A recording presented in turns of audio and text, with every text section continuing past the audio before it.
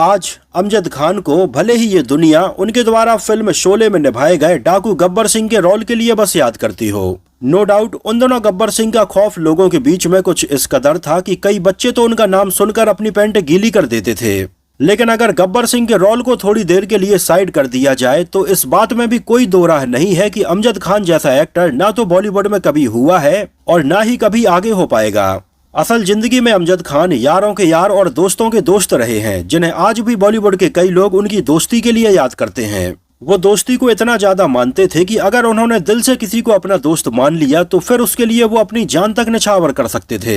उनके साथ फिल्मों में काम करने वाले जूनियर आर्टिस्टों की, लाइटमैन की और कैमरामैन की अमजद खान ने इतनी मदद की और हमेशा उनके साथ में खड़े रहे। लेकिन जिंदगी भर ऐसी दोस्ती निभाने वाले अमजद खान को ताउम्र हमेशा इस बात का पछतावा रहा कि उनकी जिंदगी में कभी कोई ऐसा दोस्त नहीं बना जिसने उनसे अपना कभी फायदा न निकलवाया हो। अमिताभ बच्चन, शशि कपूर, शत्रुघ्न सिन्हा और जाने माने राइटर सलीम जावेद के अलावा और भी बॉलीवुड के ऐसे कई दिग्गज रहे जिन्होंने अमजद खान से केवल अपना मतलब बस निकाला था। और ये एक बहुत ही काला सच है कि जहां अपने अंतिम समय में अमजद खान एक तरफ मौत से लड़ रहे थे तो वहीं दूसरी तरफ बॉलीवुड के कई जाने माने लोग इसकी खुशी मना रहे थे और पार्टी कर रहे थे। मतलब ताउम्र अमजद खान सच्ची दोस्ती के लिए तरसते ही रहे, उन्हें कोई भी ऐसा दोस्त नहीं मिला। आप दोस्ती को कितना महत्व देते हैं? मैं दोस्त को अपनी फैमिली मेंबर जितना महत्व देता हूँ। दोस्त के लिए सब कुछ कर सकते हैं? हाँ, अगर जरूरत पड़े दोस्त के लिए जान भी दे सकता हूँ। क्या आपने कभी ऐसा किया? मैं कई बार मरते मरते बचाऊँ दोस्तों के लिए, लेकिन मैं उसके बारे में बोलना नहीं चाहता। बोल दिया तो फिर दोस्ती खत्म हो जाती है। सही कहा आपने। कभी कोई ऐसा दोस्त आपका मिला है जिसने आपकी दोस्ती का नाजायज फायदा उठाया? बहुत से मिले। आप ये पूछिए कभी कोई ऐसा मिला है जिसने नहीं उठाया हो? फर्क है। मगर वो फिर दोस्त रहते भी नहीं ना ज्यादा देर तक। तो आज के अपने इस वीडियो में हम इन सारी बातों से एक एक करके पर्दा उठाने वाले हैं और कई बातें तो ऐसी भी हो सकती हैं जो हो सकता है कि आपको हैरान भी कर दें। देखो, अमजद खान हमेशा से ही एक बड़े ही स्वाभिमानी आदमी रहे हैं, जहां उन्होंने हमेशा दूसरों की इज्जत की और वो दूसरों से भी यही उम्मीद करते थे कि वो भी अमजद खान की वैसी ही इज्जत करें। अमजद खान के जस्ट गले से स्टार्ट होकर उनकी छाती और उनके पेट के नीचे तक एक बहुत बड़ा कटा हुआ निशान था, जो बड़ा सा निशान हमेशा उनके द्वारा पहनी गई एक शर्ट के नीचे ढका होता था। लेकिन हो सकता है कि आपने कभी इसको जरूर नोटिस किया होगा। ये निशान इतना बड़ा और इतना गहरा था कि जब भी वो अपनी शर्ट उतारते थे तो उन्हें देखकर ऐसा लगता था कि मानो उनको किसी ने दो हिस्सों में बांट दिया हो। ये बहुत ही भयानक था, जो कि एक हादसे के दौरान हुआ था। और ये खतरनाक हादसा हुआ था साल 1979 में आई शक्ति समंथा की फिल्म द ग्रेट गैम्बलर के टाइम पर, जिसमें अमजद खान के साथ में अमिताभ बच्चन भी नजर आ रहे थे। और ये फिल्म साल 1975 में आई फिल्म शोले के जस्ट अगले साल 1976 में ही बनना शुरू हो गई थी, जहां फिल्म के कई सीन गोवा में शूट किए जाने थे और फिल्म की सारी टीम गोवा पहुंच चुकी थी। केवल अमजद खान के आने का इंतजार हो रहा था और अमजद खान भी मुंबई से अपनी कार में बैठकर गोवा के लिए निकल गए थे। लेकिन बीच रास्ते में ही जब वो लगभग गोवा पहुंचने ही वाले थे तो इसके कुछ दूर पहले ही उनकी कार के साथ में मुंबई गोवा हाईवे पर एक खतरनाक कार हादसा हो जाता है। यहाँ पर आपको बताते चलें कि यह हादसा फिल्म शोले के जस्ट एक साल बाद हुआ था और इस समय तक अमजद खान गब्बर सिंह के जैसे ही फिट थे। उनका शरीर बिल्कुल नॉर्मल था और वजन बिल्कुल भी ज्यादा नहीं था। लेकिन अचानक से इस मुंबई गोवा हाईवे पर हुई इस दुर्घटना ने उनकी जिंदगी पूरी तरह से बदल दी थी। जहां ये दुर्घटना इतनी खतरनाक थी कि कुछ चोटें उनके ड्राइवर को भी आई थीं, लेकिन अमजद खान बुरी तरह से जख्मी हो गए थे। और इस हादसे के कुछ समय बाद तक वो रोड पर ऐसे ही पड़े रहे थे। मोबाइल उस समय चलते नहीं थे तो ज्यादा कांटेक्ट कहीं नहीं हो पाया। लेकिन जैसे तैसे उन्हें इस गंभीर हालत में हॉस्पिटल ले जाया गया और फिल्म ग्रेट गैम्बलर के सेट पर अमिताभ बच्चन को इस खबर के बारे में सबसे पहले पता चला। और चूंकि ये हादसा गोवा के काफी करीब हुआ था तो अमिताभ बच्चन सबसे पहले वहां पहुंच गए। और इस समय तक इस हादसे के बारे में उनके परिवार वालों को भी पता चल गया था और वो लोग भी कार में बैठकर गोवा के लिए निकल आए थे। ये हादसा इतना गंभीर था कि अमजद खान की कई पसलियां टूट गई थीं और डॉक्टर ने तुरंत उनकी सर्जरी करने के लिए बोला था।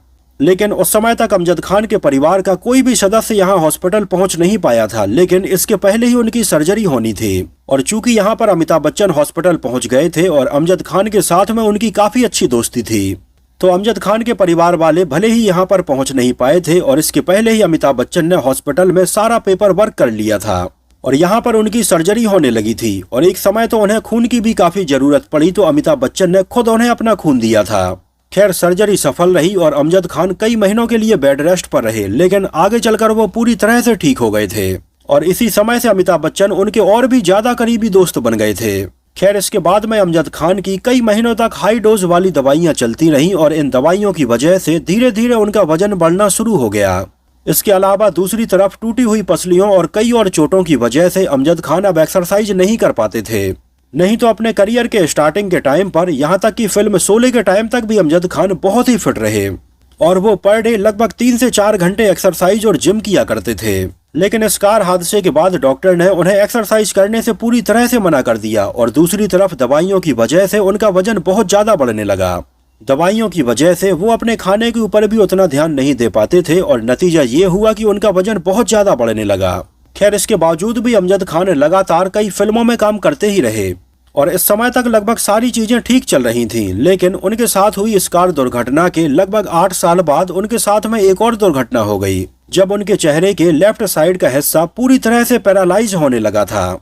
मतलब उनके चेहरे की लेफ्ट साइड में उनकी चाहे आंख हो, उनके गाल हो या फिर उनके कान हो, कोई भी मूवमेंट नहीं हो रही थी और उनके चेहरे की लेफ्ट साइड की मसल्स बिल्कुल पूरी तरह से शून्य हो गई थी। तो अब उनका इस चीज का भी इलाज चला, जहां उनके चेहरे के बाईं ओर उनके गाल में कई इंजेक्शन लगाए गए और कई हैवी डोज की दवाइयां उन्हें दी गईं। खैर धीरे धीरे कुछ समय में डॉक्टर्स ने उनके लेफ्ट साइड के चेहरे की मसल्स को रिकवर कर लिया था और अब इनमें मूवमेंट होना शुरू हो गया था। लेकिन ये दवाइयां इतने हैवी डोज की थी कि अमजद खान का वजन अब और भी ज्यादा तेजी से बढ़ने लगा। ये तेजी कुछ ऐसी थी कि अमजद खान ऐसा कुछ बहुत ज्यादा खाते भी नहीं थे, लेकिन फिर भी हर 1-2 महीने में उनका वजन 1-2 किलो बढ़ ही जाता था, जो कि दवाइयों का साइड इफेक्ट था। खैर अपने अंतिम समय तक भी अमजद खान लगातार फिल्मों में काम करते रहे और फाइनली जुलाई 1992 में उनकी हार्ट अटैक की वजह से मृत्यु हो गई, जहां इस हार्ट अटैक का सबसे बड़ा रीजन था उनके शरीर का बढ़ता हुआ वजन। लेकिन यहाँ पर आपको बताते चलें कि जहां एक तरफ अमजद खान का ये अंतिम समय चल रहा था, तो वहीं दूसरी तरफ बॉलीवुड के कई लोग इसके बारे में खुशी मना रहे थे और यही एक रीजन रहा कि आज भी अमजद खान का पूरा परिवार बॉलीवुड से नफरत करता है और कहीं पर भी आपने इनके परिवार को ज्यादा नहीं देखा होगा। खासकर से बॉलीवुड की पार्टीज में और अवार्ड फंक्शंस में तो इनके परिवार का कोई भी सदस्य कभी नजर नहीं आया। एक्चुअली बात कुछ ऐसी है कि अमजद खान हमेशा से ही बड़े ही दिलदार और यारों के यार रहे हैं, जहां अगर कोई भी उन्हें मुसीबत में दिख जाता तो अमजद खान कभी अपने हाथ पीछे नहीं खींचते, हमेशा पैसों से और दिल से उसकी मदद करते। अपने आखिरी समय तक भी अमजद खान 4 से 5 फिल्मों में काम कर रहे थे, जो फिल्में बनकर कंप्लीट भी हो गई थीं और फिल्म के प्रोड्यूसर्स को अमजद खान को पैसा देना था। लेकिन अचानक से अमजद खान की मृत्यु हो जाने के बाद में इन फिल्मों के प्रोड्यूसर्स ने अमजद खान के परिवार को 1 रुपए नहीं दिया। यहाँ तक कि कई लोग जिन्होंने अमजद खान से लाखों रुपए उधार लिए थे, उन्होंने भी अमजद खान की मृत्यु के बाद में 1 रुपए नहीं लौटाया। और बेचारे अमजद खान ने हमेशा बुरे समय में लोगों की मदद की, लेकिन जब अमजद खान के परिवार के ऊपर बुरा समय आया तो किसी ने भी उनकी मदद नहीं की। यहाँ तक कि अमजद खान के लाखों रुपए जो उन्हें मिलने थे वो तक लोगों ने पचा लिए। जहाँ तक कि इंसानियत इस कदर गिर गई कि बॉलीवुड के कई लोग इस बारे में खुशी मना रहे थे कि चलो अब उन्हें पैसे लौटाने नहीं पड़ेंगे। लेकिन ये बड़े ही शर्म की बात है कि मात्र चंद रुपयों की खातिर ऐसे लोगों ने इंसानियत को और दोस्ती को तार तार कर दिया था। आपको बता दें कि मात्र 51 साल की उम्र में अमजद खान ये दुनिया छोड़कर चले गए थे। एक एक करके बॉलीवुड के कई लोगों के साथ में उनके संबंध कैसे खराब हुए, चलिए इस बारे में बताते हैं। अमजद खान बॉलीवुड के जाने माने एक्टर जयंत के बेटे हैं, जो भी बॉलीवुड के एक नामी ग्रामी एक्टर रहे हैं और कई फिल्मों में उन्होंने काम किया। जयंत के 2 बेटे थे, अमजद खान और इम्तियाज खान। अमजद खान को तो आप जानते ही हैं और अमजद खान के छोटे भाई इम्तियाज खान को आपने फिल्म यादों की बारात, धर्मात्मा, जख्मी, प्रतिज्ञा और काला सोना जैसी फिल्मों में देखा होगा, जो देखने में काफी हद तक अपने बड़े भाई अमजद खान के जैसे ही लगते हैं और उनके बोलने का अंदाज भी काफी हद तक वैसा ही था। ये दोनों ही भाई बड़े दिलचस्प थे। इन दोनों की उम्र में मात्र 2 साल का अंतर था और लगभग हर जगह ही ये दोनों साथ ही रहे हैं। बांद्रा के स्कूल से अपनी पढ़ाई कंप्लीट करने के बाद कॉलेज के टाइम पर इन दोनों ने थिएटर में पार्टिसिपेट करना शुरू कर दिया था और वहां पर कई अवार्ड्स जीते, जहां ये दोनों अपने कॉलेज में एक्टिंग के अलावा कई थिएटर प्लेस को डायरेक्ट भी करते थे। अमजद खान जिंदगी के बारे में इतनी अच्छी अच्छी बातें बोलते थे कि अगर कोई उन्हें एक बार सुनना शुरू करता था तो ऐसा लगता था कि सुनता ही रहे। एक्चुअली उन्होंने फिलॉसफी में अपनी मास्टर्स की डिग्री भी कंप्लीट की थी और जिंदगी जीने को लेकर उनकी सोच और उनका रवैया बड़ा ही खुशनुमा और बहुत ही अलग था। वो पढ़ाई में हमेशा ही अच्छे रहे और हिंदी, इंग्लिश, उर्दू के अलावा उन्हें पर्शियन लैंग्वेज भी आती थी। और लगभग 11 साल की उम्र में अमजद खान और इम्तियाज खान इन दोनों ने ही साल 1951 में आई फिल्म नाज़नीन में चाइल्ड आर्टिस्ट के तौर पर काम किया। इसके बाद अब दिल्ली दूर नहीं में भी नजर आए। हालांकि इसके बाद आगे चलकर अमजद खान के आसिफ को असिस्ट करने लगे थे। जो उन दिनों संजीव कुमार के साथ में फिल्म लव एंड गॉड बना रहे थे और इसमें अमजद खान उनके असिस्टेंट थे। लेकिन आपको बता दें कि आसिफ ये फिल्म कंप्लीट नहीं कर पाए थे। आगे चलकर उनकी मृत्यु हो गई थी और ये फिल्म अधूरी रह गई थी। खैर, उनकी मृत्यु के लगभग 15 सालों बाद जैसे तैसे ये फिल्म कंप्लीट की गई और इसको आधा अधूरा ही रिलीज कर दिया गया। यहाँ तक कि फिल्म लव एंड गॉड के रिलीज होने के 6 महीने पहले ही संजीव कुमार की भी मृत्यु हो गई थी। खैर, साल 1971 में आसिफ की मृत्यु के बाद में अमजद खान ने भी ये फिल्म छोड़ दी थी। खैर, अमजद खान कुछ फिल्मों में छोटे मोटे रोल करने के अलावा थिएटर में प्ले करते ही रहते थे। तो ऐसे ही एक बार अमजद खान को उनके एक प्ले ए मेरे वतन के लोगों में एक्टिंग करते हुए सलीम खान ने देखा, जिन्होंने उस समय फिल्म शोले की स्क्रिप्ट कंप्लीट कर ली थी और इसमें डाकू गब्बर सिंह के रोल के लिए किसी से बात नहीं बन पा रही थी। हालांकि पहले इसमें गब्बर सिंह के रोल के लिए डैनी को साइन किया जा रहा था, लेकिन उस समय वो फिरोज खान की फिल्म धर्मात्मा को ऑलरेडी साइन कर चुके थे। इस वजह से डैनी उस समय फिल्म शोले में काम नहीं कर पा रहे थे। खैर, जब सलीम खान ने इस प्ले में अमजद खान को देखा तो उनकी एक्टिंग उन्हें काफी पसंद आई और उन्होंने अमजद खान से कहा कि वो एक बड़ी फिल्म बना रहे हैं जिसमें एक मेन विलन का रोल है। उसके लिए वो रमेश सिप्पी से उनकी सिफारिश करेंगे और हो सकता है कि इस रोल में उन्हें साइन कर लिया जाए। तो सलीम खान के कहने पर रमेश सिप्पी अमजद खान से मिले, उनका फोटो शूट करवाया और अमजद खान का लुक उन्हें बहुत ज्यादा पसंद आया और देखते ही देखते अमजद खान फिल्म शोले के लिए फाइनल हो गए थे। और ये अमजद खान के करियर की सबसे बड़ी फिल्म थी और सबसे बड़ा रोल था। और जिस समय अमजद खान ने इस फिल्म को साइन किया उसी दिन उनके बेटे शादाब खान का जन्म भी हुआ था। तो ये पल अमजद खान की जिंदगी का सबसे सुनहरा पल था, जहां एक तरफ उन्हें बेटे होने की खुशी थी तो दूसरी तरफ शोले फिल्म साइन करने की खुशी थी। और फिल्म शोले की पूरी यूनिट बेंगलोर पहुंच चुकी थी और रामगढ़ में फिल्म के कई सीन शूट किए जा रहे थे और यहीं पर अमजद खान को भी बुलाया गया और अमजद खान का यहाँ पर पहला सीन शूट होना था और अमजद खान को डायलॉग बोलना था कितने आदमी थे। लेकिन अमजद खान यहाँ पर थोड़ी नर्वस हो गए और एक के बाद एक लगभग 40 से भी ज्यादा रीटेक उन्होंने लिए और डायलॉग सही से नहीं बोल पाए। तो इस तरह से अमजद खान की कंडीशन देखने के बाद सिनेमेटोग्राफर द्वारका दिवेचा ने कहा कि अब थोड़ी देर के लिए रेस्ट लेना चाहिए। ऐसा लगता है कि जैसे अमजद खान काफी नर्वस हो गए हैं तो एक्टर को थोड़ी टाइम देना चाहिए और उनके साथ में फिल्म के सीन अब वो अगले दिन शूट करेंगे। तो सेट पर इतना कुछ हो जाने के बाद में अमजद खान को मन ही मन ऐसा लग रहा था कि कहीं ऐसा ना हो कि वो फिल्म शोले से बाहर हो जाएं। तो वहीं दूसरी तरफ इतनी बार रीटेक देने की वजह से सेट पर भी ऐसी कई चर्चाएं होने लगी थी कि उन्हें रिप्लेस किया जाए। जहां तक कि खुद सलीम खान, जिन्होंने अमजद खान का नाम रमेश सिप्पी को सुझाया था, उन्हीं ने रमेश सिप्पी से जाकर बोला कि वो चाहे तो उनको रिप्लेस कर दें। उन्होंने बोला कि एक तो अमजद खान की आवाज काफी पतली है और वो काफी नर्वस हो रहे हैं तो उन्हें रिप्लेस करना चाहिए। खैर, उस समय अमजद खान ने इस रोल के लिए अपनी आवाज को खोलने के लिए बहुत मेहनत की। वो लगभग दिन भर ही गरारे करते रहते थे और डायलॉग्स बोलने की प्रैक्टिस करते थे और धीरे धीरे उनकी इसके ऊपर काफी कमांड हो गई थी और बाद में उनके साथ में ये सारे सीन बेहतरीन तरीके से फिल्माए गए थे। और आज भी फिल्म शोले में अमजद खान के डायलॉग्स को लोग याद करते हैं। यहाँ तक कि फिल्म शोले के रिलीज के टाइम पर इसके डायलॉग्स का क्रेज इतना ज्यादा था कि एक ऑडियो कैसेट इसकी अलग से रिलीज की गई थी और खासकर से ये डायलॉग्स थे गब्बर सिंह के ही। खैर, इसके बाद भी ऐसे कई इंसिडेंट एक के बाद एक होते चले गए, जहां पर अमजद खान को ऐसा समझ में आया कि जैसे सलीम खान और जावेद उन्हें फिल्म से निकलवाना चाहते हैं और इस बात को लेकर ही अमजद खान मन ही मन इन दोनों से काफी नाराज थे। खैर, ये चीजें बढ़ते बढ़ते इतनी ज्यादा हो गई कि आगे चलकर अमजद खान और सलीम जावेद की बात तक नहीं होती थी और फिल्म शोले के बाद से ही अमजद खान ने यह डिसाइड कर लिया था कि भले ही फिल्म शोले कितनी भी बड़ी हिट रही हो, लेकिन अब इसके बाद वो सलीम और जावेद के साथ में काम नहीं करेंगे। और फिल्म शोले के बाद में अमजद खान ने कभी भी सलीम जावेद के द्वारा लिखी गई फिल्म में काम नहीं किया। यहाँ तक कि आपको बता दें कि फिल्म शोले के प्रीमियर के लगभग एक दिन पहले ही सलीम खान और अमजद खान की बहस इतनी ज्यादा बढ़ गई कि दोनों के बीच में बात हाथापाई तक आ गई थी।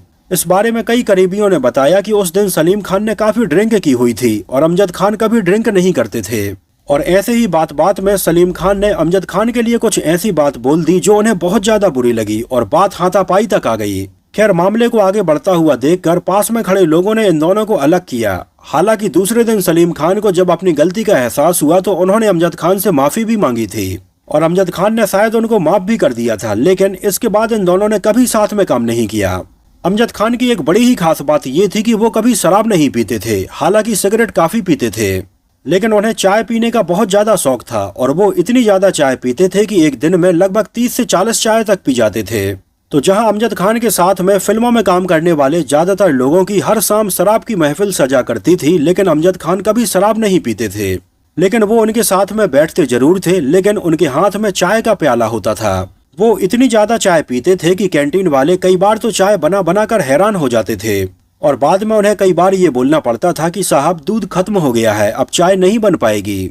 तो एक बार तो ऐसे ही अमजद खान किसी फिल्म की शूटिंग कर रहे थे और कैंटीन वाले ने उन्हें लगभग 2 दिन ऐसे ही बोला कि साहब दूध खत्म हो गया है, चाय नहीं बन पाएगी। तो इसके अगले ही दिन अमजद खान एक भैंस खरीद कर फिल्म के सेट पर पहुंच गए और उन्होंने कैंटीन वाले से बुलाकर कहा कि जाओ इस भैंस को बांध लो और अब दूध की कमी कभी नहीं होगी और चाय लगातार बनती रहेगी। और इसके बाद लोगों को समझ में आ गया कि अमजद खान की चाय को लेकर दीवानगी किस हद तक है। अगर आपको चुनने का मौका दिया जाए तो किस तरह मरना पसंद करेंगे? हाथ में एक चाय का गिलास हो, दूसरे हाथ में बेंसन रेजिस की सिगरेट हो, मेरे बच्चे मेरे चारों तरफ हो और मैं शूटिंग करता रहूं और वो कहे एक्शन और मैं गिर जाऊं, उसके बाद नहीं उठूं। सलीम खान के अलावा अमिताभ बच्चन, जो उनके बहुत ही जिगरी दोस्त थे, उनके साथ में उनके रिलेशन कैसे खराब हुए। फिल्म शोले में साथ में काम करते करते उनकी अमिताभ बच्चन के साथ में बहुत ही गहरी दोस्ती हो गई थी और 1976 में हुई अमजद खान के साथ में इस कार दुर्घटना में अमिताभ बच्चन ने उनकी बहुत मदद की और इसके बाद तो अमिताभ बच्चन उन्हें अपना सच्चा दोस्त मानने लगे थे और आगे चलकर उन्होंने अमिताभ बच्चन के साथ में मुकद्दर का सिकंदर और न जाने कितनी फिल्मों में कई रोल निभाए। और जब साल 1983 में अमिताभ बच्चन का फिल्म कुली के सेट पर यह खतरनाक हादसा हुआ था तो हॉस्पिटल में अमजद खान भी रातों जाग रहे थे और एक सच्चे दोस्त होने का उन्होंने पूरा फर्ज निभाया और जितनी मदद हो सकती थी उससे ज्यादा ही उन्होंने मदद की। लेकिन इसके बाद में क्या हुआ कि अमिताभ बच्चन पॉलिटिक्स में एक्टिव हो गए थे और फिल्मों से उन्होंने एक ब्रेक सा ले लिया था। इसी दौरान अमजद खान का करियर भी काफी डामाडोल सा चल रहा था। उनके बढ़ते हुए वजन की वजह से उन्हें अच्छे रोल नहीं मिल पा रहे थे। तो ऐसे में अमजद खान ने अब ये डिसाइड किया कि अगर उन्हें अच्छे रोल नहीं मिल पा रहे हैं तो वो फिल्म डायरेक्ट करेंगे, क्योंकि उन्होंने असिस्टेंट के तौर पर के आसिफ के साथ में काम किया था और उन्हें डायरेक्शन आता भी था। तो उन्होंने एक फिल्म साल 1982 में स्टार्ट की अधूरा आदमी के नाम से, जो फिल्म लगभग आधी से ज्यादा बनकर तैयार हो गई, लेकिन आगे चलकर फाइनेंशियल प्रॉब्लम की वजह से ये फिल्म पूरी नहीं हो पाई। खैर, इसके बाद अमजद खान ने एक और फिल्म बनाने का डिसाइड किया जिसका नाम था चोर पुलिस। इसकी कहानी उन्होंने लिखी और इसका डायरेक्शन भी अमजद खान ने ही किया। हालांकि जब अमजद खान ने इसकी कहानी लिखी थी तो सबसे पहले वो इसमें अमिताभ बच्चन को लेने का मन बना रहे थे और उनकी अमिताभ बच्चन के साथ में इतनी गहरी दोस्ती थी कि उन्हें पता था कि अमिताभ बच्चन इसके लिए मना कभी नहीं करेंगे। लेकिन जब ये फिल्म लेकर वो अमिताभ बच्चन के पास में गए तो अमिताभ बच्चन ने इसमें काम करने से मना कर दिया और ये अमजद खान के लिए अमिताभ बच्चन की तरफ से पहला झटका था। खैर, जैसे तैसे अमजद खान ने ये फिल्म शत्रुघ्न सिन्हा के साथ में कंप्लीट कर ली, लेकिन अब जब इसके रिलीज की बारी आई तो ये फिल्म सेंसर में अटक गई और लगभग 1.5 से 2 साल तक ये फिल्म सेंसर बोर्ड में ही अटकी पड़ी रही, जहां इस बारे में सेंसर बोर्ड का ये कहना था कि फिल्म में कई वायलेंट सीन है और कई ऐसे सीन है जिनको दिखाया नहीं जा सकता है, जबकि रियल में फिल्म में ना तो इतने ज्यादा कोई वायलेंट सीन थे और ना ही कोई ऐसा सीन था जिसको फिल्म में दिखाया ना जा सके। जबकि इसके पहले आपको बता दें तो राज कपूर जैसे डायरेक्टर ने अपनी फिल्म सत्यम शिवम सुंदरम को सेंसर बोर्ड से बिना किसी काट छांट के पास करवा लिया था, जबकि उसमें तो ऐसे कई उत्तेजक सीन थे। लेकिन एक तो अमजद खान की फिल्म चोर पुलिस में ऐसे कोई सीन नहीं थे और सेंसर बोर्ड इसको पास नहीं कर रहा था। तो अमजद खान ने इसके लिए अपने दोस्त अमिताभ बच्चन की मदद लेने का डिसाइड किया और वो अमिताभ बच्चन के पास अपनी प्रॉब्लम लेकर गए, क्योंकि उन दोनों अमिताभ बच्चन की पहुंच बहुत ज्यादा थी और अमजद खान ने उनसे यह कहा कि वो अपनी पहुंच से उनकी फिल्म को सेंसर बोर्ड से पास करवा दें। लेकिन अमिताभ बच्चन ने इसके लिए भी सीधे तौर पर मना कर दिया कि वो इसमें कुछ भी नहीं कर सकते हैं और ना ही सिफारिश कर सकते हैं। वैसे आपको बता दें कि उन दोनों सेंसर बोर्ड में पहुंच से बहुत सारे काम हो जाते थे और अगर अमिताभ बच्चन चाहते तो एक फोन कॉल पर उनकी ये फिल्म पास हो जाती, लेकिन अमिताभ बच्चन ने ऐसा नहीं किया। अमिताभ बच्चन का इस बारे में ये कहना था कि वो कोई भी रिस्क लेना नहीं चाहते हैं और अमिताभ बच्चन की तरफ से मिला अमजद खान को ये दूसरा बड़ा झटका था। खैर, लगभग 1-1.5 साल तक ये फिल्म सेंसर बोर्ड में अटकी पड़ी रही और बाद में शत्रुघ्न सिन्हा ने अपनी पहुंच से इसको पास करवा लिया था। खैर, 1983 में जब ये फिल्म रिलीज हुई तो बुरी तरह से फ्लॉप रही, बिल्कुल भी नहीं चली। और वाकई में अगर आप आज भी ये फिल्म देखेंगे तो इसमें ऐसा कोई भी सीन नहीं था जिसकी वजह से ये सेंसर बोर्ड में अटकी रहे। खैर, इसके फ्लॉप हो जाने के बाद अमजद खान ने एक और फिल्म बनाने का डिसाइड किया। ये फिल्म थी अमीर आदमी गरीब आदमी, जिसमें भी उन्होंने शत्रुघ्न सिन्हा को साइन किया। ये 1985 में रिलीज हुई, लेकिन ये भी नहीं चल पाई। यहाँ तक कि अमजद खान ने एक फिल्म और अमिताभ बच्चन को लेकर लंबाई चौड़ाई के नाम से बनाने का डिसाइड किया था, लेकिन ये फिल्म भी कभी फ्लोर पर नहीं जा पाई। खैर, इसके बाद अमजद खान को फिल्मों में जैसे भी छोटे मोटे और कॉमेडियन के रोल मिलते वो उसको साइन कर लेते। अब एक और इंसिडेंट हुआ साल 1990 में शशि कपूर की फिल्म अजूबा के टाइम पर, जिसको शशि कपूर डायरेक्ट कर रहे थे और प्रोड्यूस कर रहे थे, और अमिताभ बच्चन इसमें हमें लीड रोल में नजर आने वाले थे। तो पहले फिल्म अजूबा में मेन विलेन के तौर पर अमजद खान को लिया गया था। उस समय फिल्म अजूबा में मेन विलेन के तौर पर अमजद खान का लुक टेस्ट हो गया था और शशि कपूर ने उन्हें एडवांस पेमेंट भी कर दिया था। और इस बात को लेकर अमजद खान काफी खुश थे कि उन्हें अमिताभ बच्चन के साथ में बड़ी फिल्म में बड़ा रोल मिला है। लेकिन अमजद खान की यह खुशी ज्यादा लंबे समय तक नहीं चल पाई। अचानक से उन्हें एक दिन पता चला कि उन्हें फिल्म अजूबा से बाहर कर दिया गया है। खैर, शशि कपूर तो उन्हें लेना चाहते थे, लेकिन अमिताभ बच्चन ने उनसे बोलकर अमजद खान को हटाया है, क्योंकि इस समय एक तो अमिताभ बच्चन का करियर भी कुछ खास नहीं चल रहा था और अमिताभ बच्चन ये चाहते थे कि इसमें मेन विलेन काफी दमदार हो। और चूंकि अमजद खान का वजन बहुत ज्यादा हो गया है, वो काफी मोटे लग रहे हैं, तो शायद मेन विलेन के रोल में वो सूट नहीं हो पाएंगे। तो इस तरह से अमिताभ बच्चन ने शशि कपूर से बोलकर रातों रात अमजद खान को फिल्म से बाहर कर दिया था और अब उनकी जगह पर इसमें मेन विलेन के तौर पर अमरीश पुरी को लिया गया था। और जब अमिताभ बच्चन के द्वारा की गई ये सारी बातें अमजद खान को पता चली तो अमजद खान का बहुत बुरी तरह से दिल टूटा था और सच्ची दोस्ती पे से तो उनका मानो जैसे भरोसा ही उठ गया हो। आपको बता दें कि अजूबा के पहले शशि कपूर ने अमजद खान के साथ में एक और फिल्म में काम किया था। ये फिल्म थी साल 1984 में आई उत्सव, जिसमें शशि कपूर हमें बतौर एक्टर नजर आ रहे थे और ये फिल्म शशि कपूर ही प्रोड्यूस कर रहे थे। इस फिल्म को ए सर्टिफिकेट दिया गया था और इस फिल्म की एडिटिंग के टाइम पर शशि कपूर ने अमजद खान के कई सीन हटवा दिए थे, जिसको लेकर भी उस समय अमजद खान शशि कपूर से काफी नाराज थे। हालांकि शशि कपूर ने उस समय उनसे ये कहा था कि वो अपनी अगली फिल्म में उन्हें जरूर लेंगे और यही एक रीजन था कि शशि कपूर ने फिल्म अजूबा में मेन विलेन के तौर पर अमजद खान को सबसे पहले लिया था। लेकिन अजूबा में अमिताभ बच्चन की राजनीति की वजह से अमजद खान को बाहर कर दिया गया था। यहाँ तक कि अपने अंतिम समय में तो उन्होंने ऐसे कई झूठे दोस्तों और उनके चेहरे से नकाब हटाने का भी डिसाइड किया था और उन्होंने अपने घर पर जाने माने पत्रकार अली पीटर जॉनसन को डिनर पर बुलाया था और उनसे बातचीत की कि वो कुछ ऐसी बातें बताना चाहते हैं जो उनके साथ में रियल में हुई हैं और उन्होंने अली पीटर जॉनसन को दूसरे दिन आने के लिए बोला। अली पीटर जॉनसन ने बताया कि अमजद खान का वजन उस समय इतना ज्यादा बढ़ गया था कि लगभग 4 लोग उन्हें ऊपर से नीचे उठाकर लाए थे। उनसे सही से चलते नहीं बन रहा था और बात भी वो काफी धीरे धीरे कर पा रहे थे।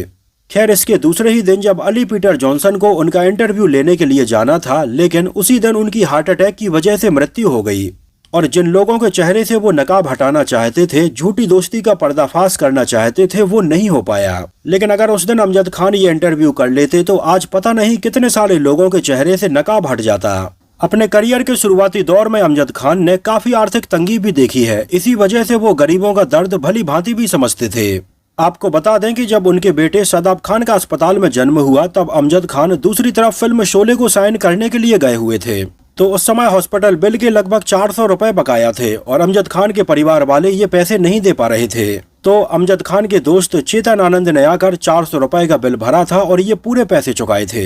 ये उन्हीं दिनों की बात है जब अमजद खान के पिता जयंत की तबीयत भी काफी खराब रहने लगी थी, जिससे उनके इलाज के ऊपर भी काफी पैसे खर्च हो रहे थे और इस समय तक अमजद खान और इम्तियाज खान को ज्यादा कमाई नहीं कर पा रहे थे। और आपको बता दें कि जब अमजद खान की फिल्म शोले 15 अगस्त 1975 को रिलीज हुई तो उनके पिता जयंत ये फिल्म नहीं देख पाए थे। उनके बेटे अमजद खान की फिल्म शोले रिलीज होने के लगभग 2 महीने पहले ही उनकी मृत्यु हो गई थी। खैर, एक तरफ जहां फिल्म शोले में अमजद खान के गब्बर सिंह के रोल को लोगों ने बहुत ज्यादा पसंद किया और अमजद खान को ये पूरी उम्मीद थी कि उन्हें फिल्म शोले के किरदार के लिए बेस्ट सपोर्टिंग एक्टर का अवार्ड जरूर दिया जाएगा। लेकिन इसके जब अगले ही साल अवार्ड्स का फंक्शन रखा गया तो अमजद खान को कोई भी अवार्ड नहीं मिला। हालांकि इस साल उन्हें फिल्म फेयर अवार्ड के लिए नॉमिनेशन तो मिला था, लेकिन इस साल का बेस्ट सपोर्टिंग एक्टर का ये अवार्ड मिला था शशि कपूर को फिल्म दीवार के लिए। और इसके बाद से ही अमजद खान का अवार्ड्स से बिल्कुल पूरी तरह से भरोसा उठ गया था और इसके बाद उन्होंने कोई भी अवार्ड फंक्शन अटेंड नहीं किया। अमजद खान की एक खासियत थी कि जब भी फिल्म में काम करने वाले छोटे से छोटे कलाकारों और टेक्नीशियंस को पैसे की जरूरत होती थी तो अमजद खान खुद अपनी जेब से निकालकर उनको पैसे देते थे। यहाँ तक कि आगे चलकर अमजद खान के ड्राइवर ने एक बार बताया था कि अमजद खान ने कई बार फिल्मों के लिए अपनी फीस इतनी कम करवा ली थी जिससे उनकी फीस का एक हिस्सा इसमें काम करने वाले टेक्नीशियंस और छोटे कलाकारों को ज्यादा दिया जा सके। तो इन छोटे छोटे कलाकारों के दुख दर्द और पीड़ा को वो काफी अच्छे से समझते थे और यही एक रीजन था कि आगे चलकर वो एक्टर्स गिल्ड एसोसिएशन के भी काफी लंबे समय तक प्रेसिडेंट रहे थे, जिसमें अक्सर वो छोटे छोटे कलाकारों की प्रॉब्लम्स और उनकी मुश्किलों को रिप्रेजेंट करते थे। और अक्सर फिल्म इंडस्ट्री के बारे में वो ये कहते थे कि ये एक बहुत ही खूबसूरत कब्रिस्तान है जहां लोग मुर्दों की तारीफ करते हैं लेकिन जिंदों को गिराने की कोशिश करते हैं। फिल्म शोले के बाद अमजद खान का ये गब्बर सिंह वाला रोल लोगों ने इतना ज्यादा पसंद किया कि आगे चलकर उन्होंने एक बिस्किट का भी ऐड किया था। हालांकि फिल्म शोले में पहले ये रोल डैनी करने वाले थे और आगे चलकर इन दोनों के बीच में कई विवाद की खबरों को भी आर्टिकल्स में छापा गया था, लेकिन इसमें बिल्कुल भी सच्चाई नहीं थी। रियलिटी में अमजद खान और डैनी के बहुत अच्छे संबंध थे, इन दोनों की आपस में कोई भी दुश्मनी नहीं थी। खैर ये अलग बात थी कि डैनी अमजद खान से पहले से फिल्मों में काम करते आ रहे थे, लेकिन फिल्म शोले की सफलता ने अमजद खान को डैनी से काफी आगे लाकर खड़ा कर दिया था। यहाँ तक कि बॉलीवुड के एक्टर राजकुमार के साथ में भी उनकी एक काफी बड़ी बहस हो गई थी, जब एक बार राजकुमार ने अमजद खान की थोड़ी पतली आवाज के बारे में कमेंट कर दिया था। उस समय अमजद खान बहुत ज्यादा भड़क गए और उन्होंने तुरंत राजकुमार से कहा कि अगर उन्हें लड़ाई करनी है तो वो उनसे लड़ाई कर लें, उन्हें पंजा लड़ाना है तो वो उनसे पंजा लड़ा लें, लेकिन ऐसी फालतू की बकवास ना करें। और इसके बाद से राजकुमार ने कभी भी अमजद खान से उलझने की हिम्मत नहीं की। अमजद खान अक्सर एक बात बोलते थे कि जब मैं मरूं तो लोग मुझे एक विलेन के तौर पर याद न रखें बल्कि एक अच्छे इंसान के तौर पर याद रखें। एक बार अमजद खान की तीखी बहस हो गई थी जाने माने एक्टर नसरुद्दीन शाह के साथ में भी। जीत रे की फिल्म शतरंज के खिलाड़ी में काम कर रहे थे। ये वो समय था जब नसरुद्दीन शाह पैरेलल सिनेमा की फिल्मों में काम करते थे और अमजद खान उस समय जस्ट फिल्म शोले करके आए ही हुए थे। तो अक्सर नसरुद्दीन शाह कमर्शियल एक्टर्स के बारे में कुछ न कुछ बोलते ही रहते थे, पर एक बार उन्होंने अमजद खान के बारे में भी कुछ बोला और अमजद खान को लगा कि जैसे नसरुद्दीन शाह कमर्शियल फिल्मों में काम करने वाले एक्टर्स को बहुत ही कम आंक रहे हैं। अब चूंकि अमजद खान ने फिलॉसफी में अपनी मास्टर्स डिग्री कंप्लीट की थी और वो बहुत अच्छा बोलते थे, तो यहाँ पर अमजद खान ने नसरुद्दीन शाह को इतने बेहतरीन तरीके से जवाब दिया कि नसरुद्दीन शाह इसके बाद कुछ नहीं बोल पाए थे। अमजद खान की जिंदगी के बारे में बहुत ही अलग सोच थी, वो बहुत ही दूरगामी थे। इसके अलावा हिंदी, उर्दू, इंग्लिश और पर्शियन ऐसी अलग अलग भाषाओं पर उनकी अच्छी पकड़ थी। आपको बता दें कि अमजद खान की मृत्यु के बाद में उनकी लगभग 14 फिल्में रिलीज हुई थीं, जो 1992 में उनकी मृत्यु हो जाने के बाद लगभग 4 साल तक रिलीज होती नहीं थीं। और इनमें से कई फिल्में ऐसी थीं जिनमें काम करने के लिए अमजद खान को 1 रुपए नहीं मिला था। अमजद खान समय के बड़े पाबंद थे और इसी को लेकर एक बार उन्होंने शत्रुघ्न सिन्हा को सबक भी सिखाया। हुआ कुछ ऐसा था कि अक्सर फिल्मों के सेट पर शत्रुघ्न सिन्हा काफी देर से आते थे। तो हुआ ये था कि एक फिल्म के सेट पर अमजद खान शत्रुघ्न सिन्हा के आने का लगभग 4 घंटे तक इंतजार करते रहे और इंतजार करते करते फिल्म के सेट पर ही कुर्सी पर बैठकर अपनी किताब पढ़ रहे थे। और फाइनली जब 4 घंटे की देरी से शत्रुघ्न सिन्हा सेट पर आए और अमजद खान ने कोई भी चिल्ला चोट नहीं की, वो तुरंत उठे और शत्रुघ्न सिन्हा से बोले, शत्रु अब तुम आ गए हो तो मैं घर जाता हूँ क्योंकि मेरे पढ़ने का वक्त खत्म हो गया है और तुम्हारे आने का शुरू हो गया है। और ये कहकर वो तुरंत सेट से चले गए थे। हालांकि इसके बाद शत्रुघ्न सिन्हा को अपने लेट आने का पछतावा हुआ था और उन्होंने अमजद खान से माफी भी मांगी थी। आपको बता दें कि अमजद खान की साल 1972 में शादी हुई थी शैला खान से, जो कि एक जाने माने उर्दू पोएट अख्तर उल ईमान की बेटी थी। शैला अमजद खान से काफी छोटी थी और अमजद खान को उनसे प्यार हो गया था और ये इन दोनों की लव मैरिज थी, जिनके आगे चलकर 2 बेटे और 1 बेटी हुई। सबसे बड़े बेटे सदाब खान, इनके बारे में मैंने एक वीडियो ऑलरेडी बनाया हुआ है, जिनकी लाइफ भी काफी उतार चढ़ाव भरी रही और इनकी लाइफ में भी कई ऐसी चीजें आई जिसकी वजह से ये बड़े एक्टर नहीं बन पाए। तो इनके बारे में अगर आप वीडियो देखना चाहते हैं तो इसकी लिंक मैं नीचे पिन कमेंट में दे दूंगा। इनके अलावा इनकी एक बेटी भी है जिनका नाम है अहलाम खान, जो कि एक स्क्रीन राइटर और छोटी मोटी एक्ट्रेस हैं। और एक सबसे छोटा बेटा भी है जिसका नाम है सीमाब खान, जो कि क्लब क्रिकेटर है। हालांकि अमजद खान साहब के ये तीनों ही बेटे कुछ खास पॉपुलर नहीं हो पाए और शायद आप इनको ज्यादा जानते भी नहीं होंगे। खैर, शादाब खान हमें राजा की आएगी बारात, बेताबी, हेराम और रिफ्यूजी जैसी फिल्मों में तो नजर आए, लेकिन उनका करियर कुछ खास नहीं चला। शादाब खान ने अपने करियर में 2 किताबें भी लिखी हैं, जिनका नाम है शांति मेमोरियल और दूसरी किताब है मर्डर इन बॉलीवुड। और उनकी इस किताब का विमोचन अमिताभ बच्चन ने खुद किया था, उनके दोस्त अमजद खान को सपोर्ट करने के लिए। खैर, आज की डेट में अगर देखा जाए तो अमजद खान का परिवार लाइमलाइट से बहुत दूर है। यहाँ पर आपको बताते चलें कि 70 के दशक की एक जानी मानी एक्ट्रेस और मॉडल कल्पना अय्यर अमजद खान को मन ही मन बहुत ज्यादा पसंद करती थीं। यहाँ तक कि कई बार उन्होंने अमजद खान से अपने प्यार का इजहार भी किया था, लेकिन चूंकि उस समय तक अमजद खान की ऑलरेडी शादी हो चुकी थी तो उन्होंने कल्पना अय्यर के इस प्रस्ताव को रिजेक्ट कर दिया था। नतीजा ये हुआ कि इसके बाद कल्पना अय्यर ने कभी शादी न करने का डिसाइड किया था और उन्होंने आज तक शादी नहीं की। वैसे कल्पना अय्यर को आप सभी जानते ही होंगे, जिनको आपने फिल्म राजा हिंदुस्तानी के परदेसी परदेसी गाने में देखा होगा। तो दोस्तों, ये तो बात हुई यारों के यार अमजद खान के बारे में। मुझे अमजद खान का काम काफी पसंद आया था और खास तौर पर उनके कुछ पुराने इंटरव्यूज में जब वो बेबाक तरीके से बोलते थे तो मुझे उनका वो तरीका काफी पसंद आया, जिनको देखकर ये एहसास हुआ था कि भाई वो कितने दूरगामी थे। आपका अमजद खान के बारे में क्या कहना है, उनकी जिंदगी के उतार चढ़ाव के बारे में आपके क्या ख्याल हैं और आपकी क्या राय है, हमें कमेंट सेक्शन में जरूर बताइए। तो फिलहाल के लिए इस वीडियो में इतना ही। अगर ये वीडियो आपको पसंद आया हो, मेरी मेहनत आपको पसंद आई हो, तो इसको प्लीज लाइक करके मुझे इस बात का जवाब जरूर दीजिए। तो मिलते हैं किसी नए वीडियो में कुछ और ऐसी ही इंटरेस्टिंग और रोचक बातों के साथ।